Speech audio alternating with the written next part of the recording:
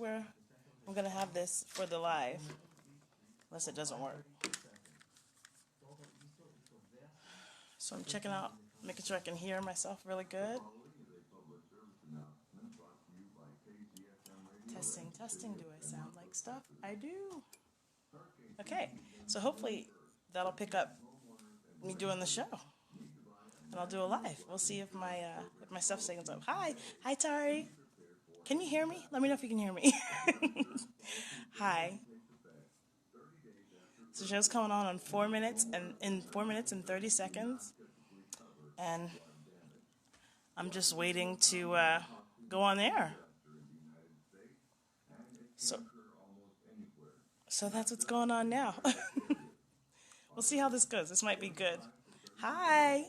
Hi, I'm going to wave at you guys. Wave and wave. Good. Hi, how are y'all?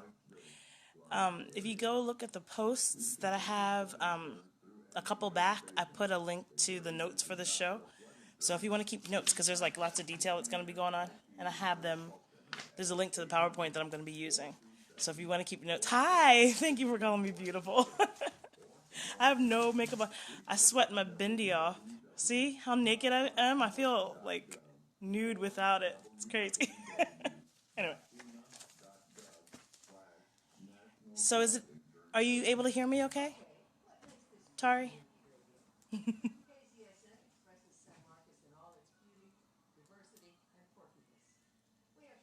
I don't know. We have a song that's going to come on, and then I'll be on the air. So I'm going to be talking about relationships today. So if you want to call in and be on the radio, the number is 512-986-9430. So it's 512-986-9430 if you want to call in and talk about relationships. Anything I talk about that inspires you to want to talk today. So I'll give it again once the show starts. But we've got several minutes for that. So we'll just wait it out. And the cool news is that because the show before me was a little bit short, I got to throw a Prince song on, and that's always awesome. I'm already in a better mood. So do you guys have questions? You know what? You can put questions here too. How about you can call with questions, or you can put questions right here. So if you have relationship questions, you can ask me. And I have my pendulum somewhere here. So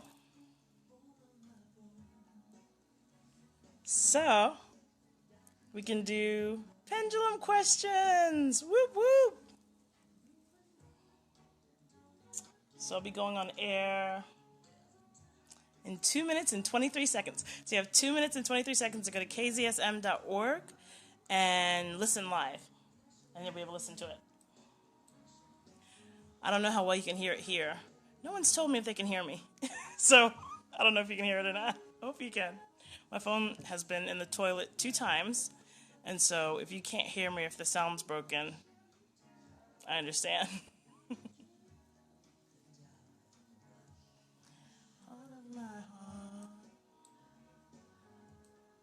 God created woman.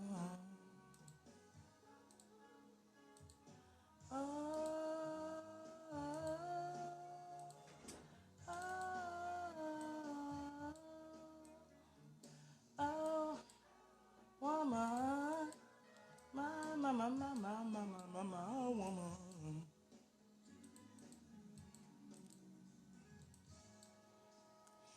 In my darkest hours I found many serpents who have lied.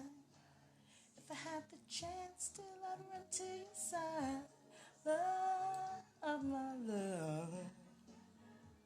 Is it bad to have a promo for my own show during my show? That's probably like ostentatious or egotistical, so I will not do that. I'm going to take my commercial out. Pains me to do so. I work very hard on my commercials. I'm sorry, they're not called commercials. They're called promos, because we are something. The kind of station because we're community radio, we don't have commercials. We have promotions. That's important. So if you come get a show, remember promotions, not commercials. So I'll do a really quick kind of thing. I'm starting a podcast for mommying in San Marcos called Mer Mama. You can go to Mer Mama on Facebook and join the group. And there'll be podcasts there. All right. We're about to start. We're going to go hot is what the mic goes. Hopefully there's not a weird feedback because the camera's right there. I don't know what'll happen. Going hot. The views on this program are solely those of the host and his or her guests and do not reflect those of KZSM Radio, SMTXCRA. Hey. Hey, Tim, you're watching too. Hey, everybody. You've made it to Soul Sanctuary. We're here. It's Monday. It's our new hour, so we're an hour earlier at 7. I hope that everybody who used to listen at 8 got the memo and is now listening at 7. And then we have 3 replays throughout the week. One is really early one's at 10 o'clock at night, and then one's early Thursday, and then one's early on Sunday. So you can listen to it other times, but hopefully you'll join me here at 7 on Monday so I know like what kind of impact, like how far the show is getting and that kind of thing. I'm going to try to move my phone over because I'm doing a live, and I don't think people can see. I don't know how to help that. I don't know if I can help that. Anyway, so we are going to be talking about relationships today. I'm putting it back where it was. We're going to be talking about relationships today, and I'm starting a series on relationships because a couple of friends and actually a couple of clients asked that I talk about relationships and kind of how to get a good one going. I get a lot of tarot questions about where is my someone? Am I going to fall in love? Am I ever going to get over this last guy? And so there's a lot of relationship questions. And so I thought it would be a good idea to kind of do that as a general topic. And if you'd like to call in and discuss relationships with me, the number here is 512-986-9430. If you're watching on Facebook, please go to kzsm.org and listen there as well. I think it's frozen on Facebook. Sorry if it's frozen. I can't deal with that now. Okay. So in this episode, we're going to talk about pre-relationship. So if you're not currently in a relationship, or even if you are in a relationship right now, it's a good idea to kind of look at these different aspects and see where you are and how you line up before you get yourself into a situation that's a little bit more sticky to get out of. So the first thing we're going to talk about is it's pre-relationships, is what I said. And if you go to the Soul Sanctuary page on Facebook, there's actually a link to the PowerPoint that I'm using that has the notes in here. And there's a couple of different words and stuff that you might actually want notes on. And so you're welcome to get that either now or after the show. So the first thing we're going to talk about, we're talking about pre-relationships. It's kind of assessing where you are and where your tribe is and where your family is and what you need to work on and what you need to heal. And in doing that, the first thing that comes to mind is crows. You have to be able to identify and eradicate crows from your life. And we'll talk about what a crow is. I actually looked it up on the Urban Dictionary because I wasn't sure where I heard it from. I know I got it from somewhere. I didn't make it up. But I thought it was from the crows on The Wiz, the ones that were messing with Michael Jackson. Do you remember? And they were like trying to get him to, they were basically negative influences and kind of kept him where he was. He was the straw man. And then when Diana Ross came around, she saved him, and then he went away. But the crows were the ones that were kind of keeping him down. And so that's basically what I mean by crows. It's someone who kind of prevents your growth for whatever reason.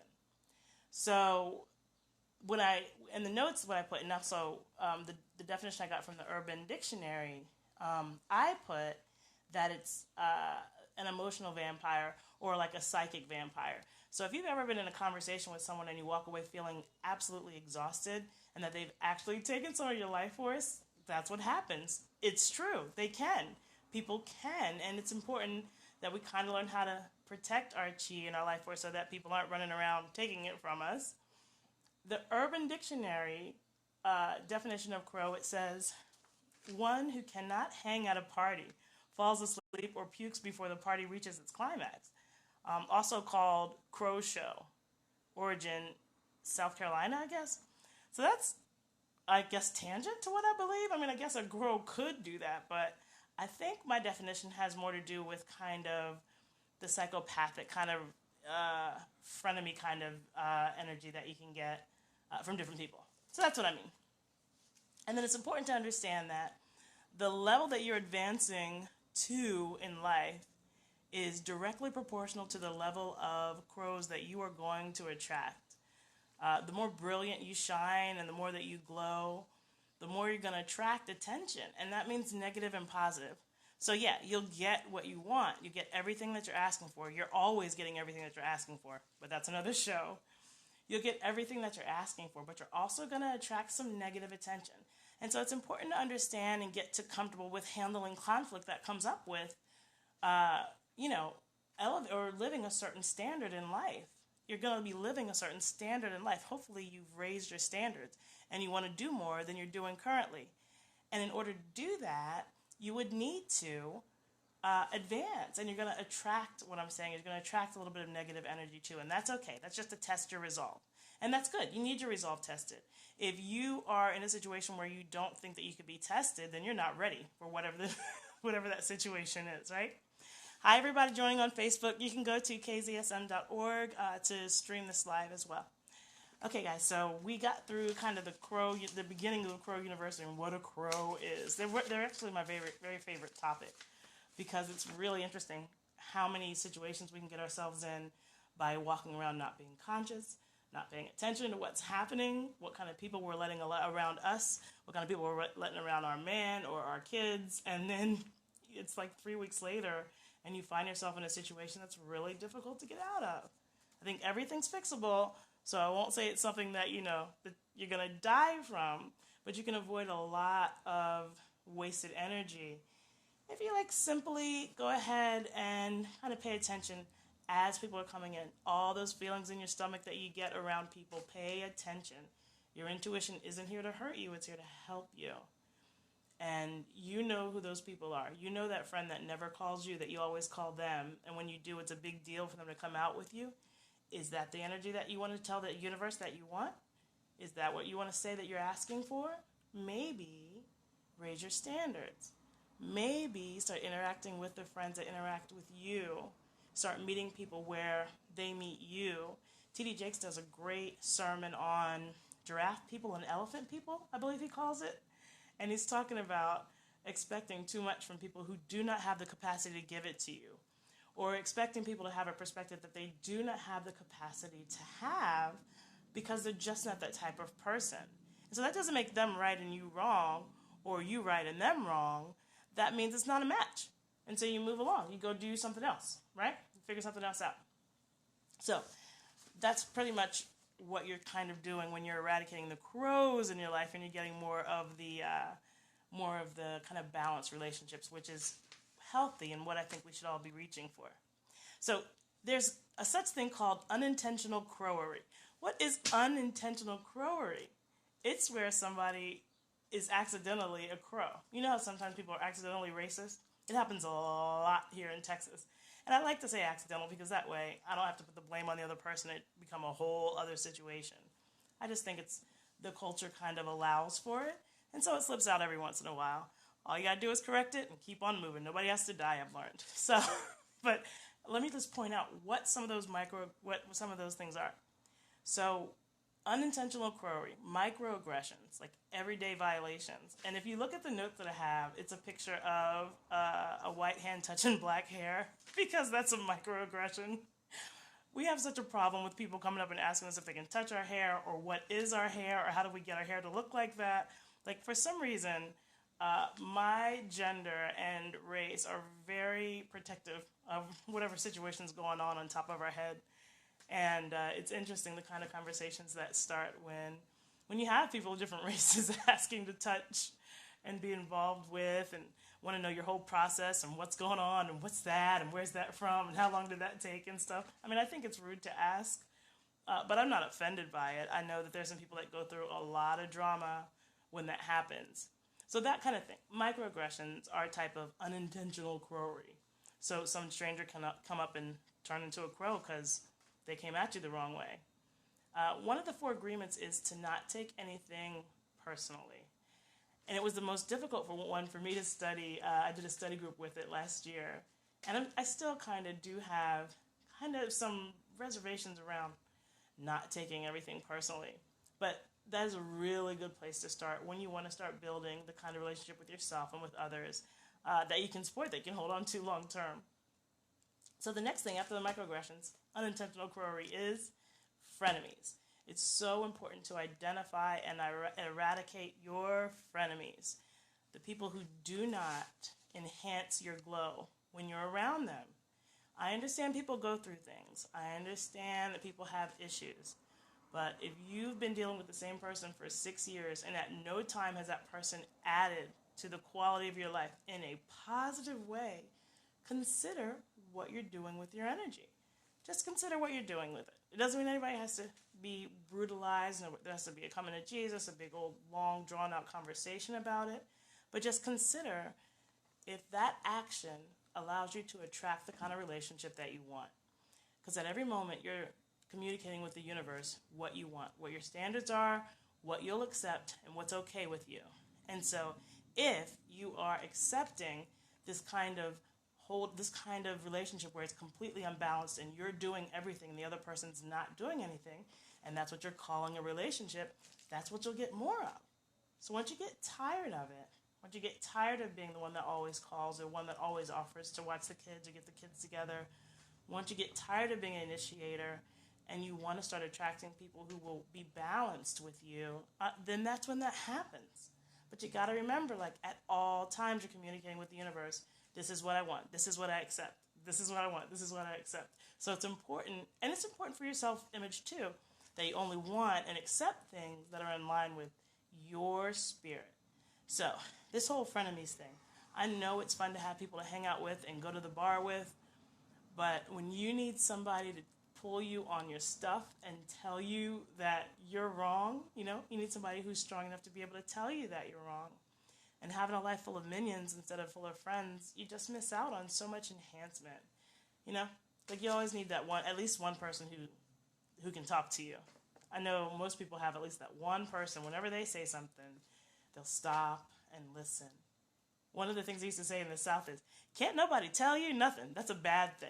If nobody can tell you anything, that's a bad thing. That means you're so conceited, you're so convinced that you're right, you're so in love with your opinion, you can't even listen to anybody else's perspective. And that's seen as a bad thing in that community, and I think it should be.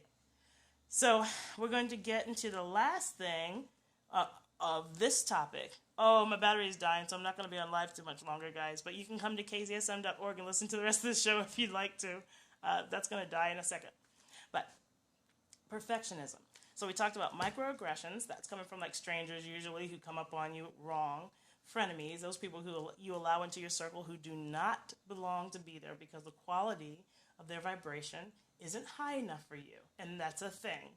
And then perfectionism. So perfectionism. To all my Virgos out there, I'm so sorry. And my Capricorns. Hi, y'all. A couple of the Gemini. We're just coming into Gemini season. A couple of you guys. And then there's some Sagittarius that have some perfectionist issues. And there's one more. I can't think of what the last one is. I'll put it on my page when I remember it. I'll look it up. Perfectionism. If you are so tied to a very specific vision of something, and you're really tied to the outcome looking exactly the way that you've imagined it, you can miss so many opportunities. And that's when you're self-crowing. That's when you're in your own way, as my dad says. You don't want to get in your own way. And that means that you have to know when it's good enough to put it out there. I listened to a CD about making millions of dollars several years ago when I lived back in Delaware. And it said that when you take a product, take it out to market when it's at a C, like it was A, B, C, D grading schedule like in school. When it's at the level C, that's when you take it out to market. And then you adjust the product based on how the market responds. And it's such an awesome idea because if you know that you only have to have your thing up to level C before you take it out, doesn't that free you up so you don't have to wait for perfection because you don't want perfection? And the cool thing about knowing that it's a level C when you put it out is that when you have to adjust it for the market, it's so cool because you can without being too tied to the finished product because you know it's only a rough draft in the first place. So there's so much really good knowledge in there, and that is like the opposite of perfectionism. That's where if you have that kind of tendency to be a perfectionist, you want to get your mind to start practicing putting stuff out at a level C and see what happens.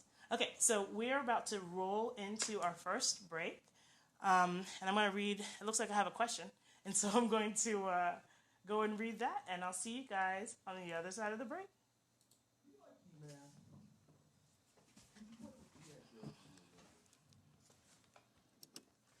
Hi, y'all. You can't stay this week, just popped in. Love that you're doing this live. Thank you, Jennifer. I hope you're here to see me say thank you. Hi, Andre, if you're still here. Who else? My dad. Hi, Dad. The Hubs. Hi, y'all. Whoever's still here. Hi. I can't really see the number, so I don't know if that means that 0 people are here or if it means that I just can't see the numbers. So if you're here, hi and thank you and welcome. I can't see my mouth. My mouth is covered by the comments. Isn't that funny? That looks like that. Now I can see my mouth. All right. Should I move the camera? Is it terrible where it is? We have one more commercial, and then I'm going to get back on the air. Let me know if I should move the camera. I don't know where I would move it. It's not a lot of space. I was going to try it over here. I need a tripod, and then I can kind of have it up itself. One more commercial, and we're going to go back to Soul Sanctuary. Hey, if you aren't logged in on kzsm.org,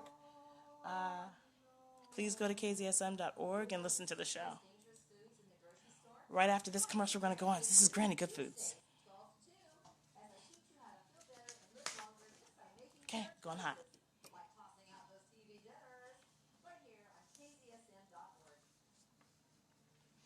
That's that Granny Good Foods. She's a really neat lady. She's got so much information about how to shop more healthy for your family and kind of get the GMOs out of your fridge.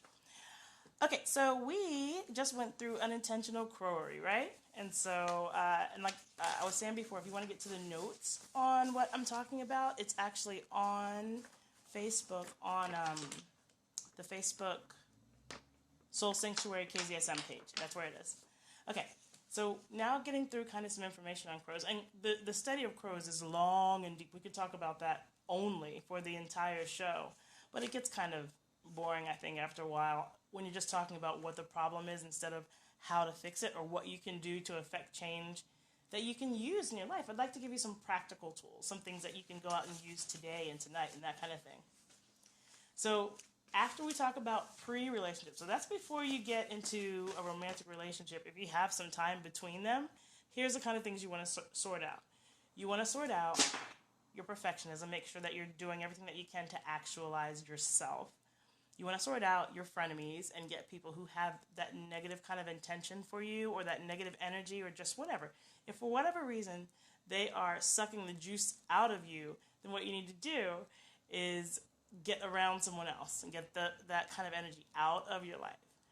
And then, what was it? Perfectionism, the frenemy, and then I lost the other one. Where's that page? I'm going to get it. I'm not going to get it. I don't remember. Go back and look at the notes. I'll listen to it later. All right. I'm moving along to whether or not you're ready for love. So this section I call Ready for Love because a lot of people who come and ask questions about, is he here? You know, where or is she here? When am I going to fall in love? When am I going to get married? And that kind of thing are not anywhere near ready to get married because there's so much about themselves that they need to work on and get worked out.